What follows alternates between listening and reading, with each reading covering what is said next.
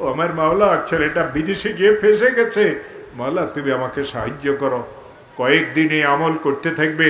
আল্লাহ কুদরতের দ্বারা আওফ ইবনে মালিককে যে সাহায্য করেছিলেন, তার অপহৃত সন্তানকে যে কুদরতের দ্বারা মাওলাই করিম ঘরের দুয়ারে এনে দিয়েছিলেন, আপনিও যদি এরকম কোনো বিপদে পড়েন, আল্লাহ আপনাকে সেই বিপদ থেকে ওইভাবে উদ্ধার করবেন। এই জন্য আল্লাহ রাসূল সাল্লাল্লাহু আলাইহি ওয়াসাল্লাম ইরশাদ করেছেন, ইন্নী লাআলামু আয়াতান, নিশ্চয়ই আমি একটা আয়াত জানি, লাউ আখাযান নাসু বিহা লাকাফাতহুম, যদি মানুষেরা এই আয়াতের উপরে আমল করে, দুনিয়া এবং আখিরাতের জন্য এই আয়াত তাদের জন্য যথেষ্ট হয়ে যাবে। আমি বলেছি কতবার হযরত আওফ ইবনে মালিক লা হাওলা ওয়ালা কুওয়াতা ইল্লা বিল্লাহ পড়েছিলেন, এটা হাদিস শরীফে নাই। পাক ভারত উপমহাদেশে বড় একজন আলিম আসছিলেন, তার নাম ছিল হযরতে মুজাদ্দিদ আলফে সানি রহমতুল্লাহ আলাই, শেখ আহমদ সরহান্দি রহমতুল্লাহ আলাই।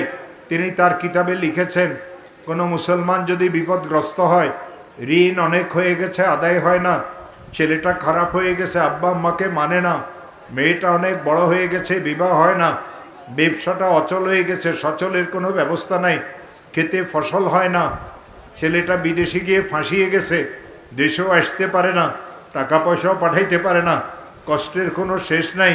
বিপদগ্রস্ত কোনো মুসলমান যদি ইশারের নামাজের পরে 100 বার দরুদ শরীফ পড়ে, যেই দরুদ শরীফ সে পড়তে জানে, আল্লাহুম্মা সাল্লি আলা মুহাম্মদ, আল্লাহুম্মা সাল্লি আলা মুহাম্মদ সাল্লাল্লাহু আলাইহি ওয়াসাল্লাম, সাল্লাল্লাহু আলাইহি ওয়াসাল্লাম, যেই দরুদ শরীফ সে পড়তে জানে, 100 বার এই দরুদ শরীফ পড়বে, এরপরে 499 বার পড়বে লা হাওলা ওয়ালা কুওয়াতা ইল্লা বিল্লাহ, লা হাওলা ওয়ালা কুওয়াতা ইল্লা বিল্লাহ, লা হাওলা ওয়ালা কুওয়াতা ইল্লা বিল্লাহ। এরপরে একবার পড়বে লা হাওলা ওয়ালা কুওয়াতা ইল্লা বিল্লাহিল আলিয়্যিল আযীম।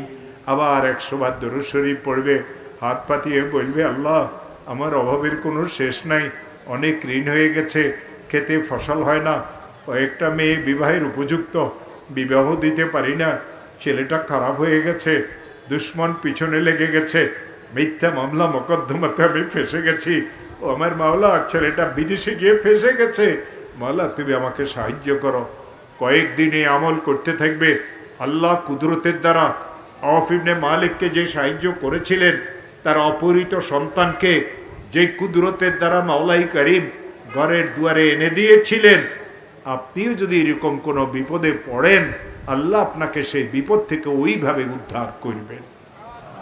এই জন্য আল্লাহ রাসূল সাল্লাল্লাহু আলাইহি ওয়াসাল্লাম ইরশাদ করেছেন, ইন্নী লাআলামু আয়াতান, নিশ্চয়ই আমি একটা আয়াত জানি, লাউ আখাযান নাসু বিহা লাকাফাতহুম, যদি মানুষেরা এই আয়াতের উপরে আমল করে, দুনিয়া এবং আখিরাতের জন্য এই আয়াত তাদের জন্য যথেষ্ট হয়ে যাবে।